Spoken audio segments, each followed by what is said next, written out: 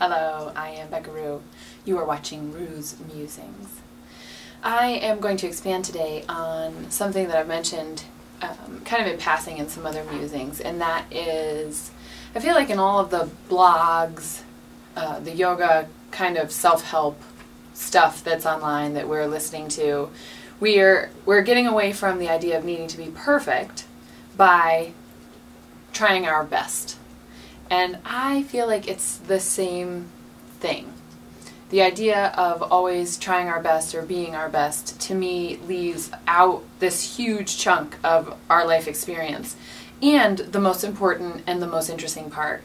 So if we think of the continuum of our being, the over here being the worst, over here being the worst, and over here being the best, and we're only trying to be the best, we have this much stuff that we're not participating in. And when we try to be our best all the time, we're more afraid of failing, we're less real, we're still, to me, I don't understand the difference. So if you understand the difference between trying your best and shooting for perfection, I mean, there's a little bit more wiggle room, but to me, really not much. So in my first yoga training down in Stapleton, we were all really nervous, sitting on the floor. There was like 50 of us. And like, are we going to pass this training? Are we going to become yoga teachers? How are they going to test us at the end? And he said this super profound thing to this group of us. And that was, while we're in training with him, please be C students. And just think about, for most of us, that idea is like we can't be C students. We have to try to be A students all the time. We have to try our best. There's this whole culture that is just do the very best you can. And inside of being a C student, there's so much more room to discover things. So what he meant was, if you're not totally ready to get out of bed for our 6 a.m. practice, then maybe your practice that day is to get up at 6:30 and go take a walk around the lake, where it's not just meet all these external criteria all the time and don't try to be the best you can be. I'm much more interested in us being the most us we can be, the most real.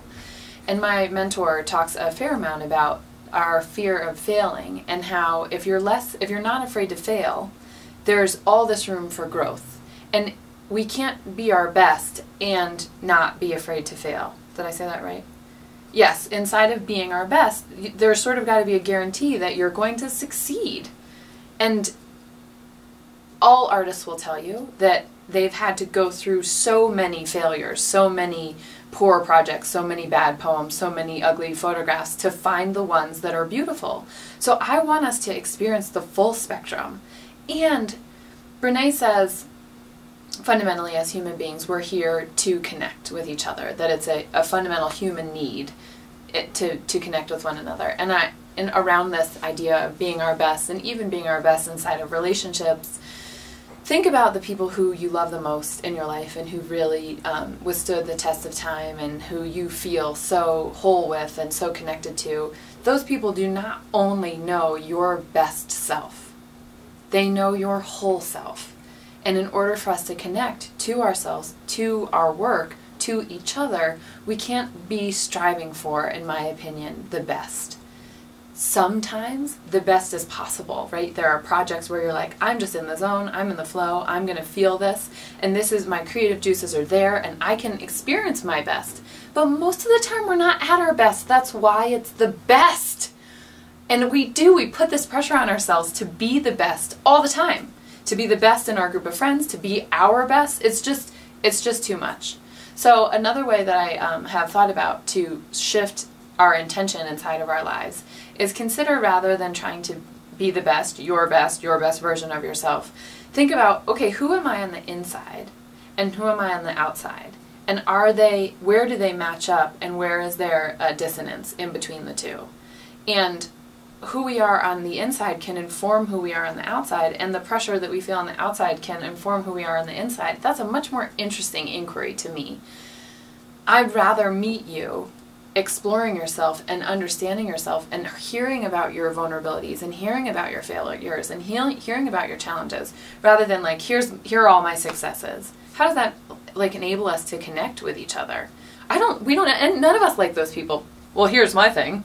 I make a lot of money and I have a perfect body and I have perfect friends, and you know, you're like, that's not interesting. We see that all over the media. When we want to connect with each other, it's not about our best selves. It's about our true selves. It's about our real selves.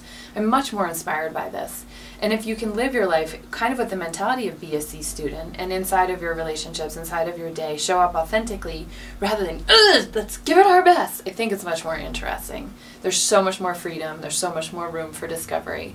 There's so much more space for us to be ourselves, which is more interesting to me than our best. What do you guys think?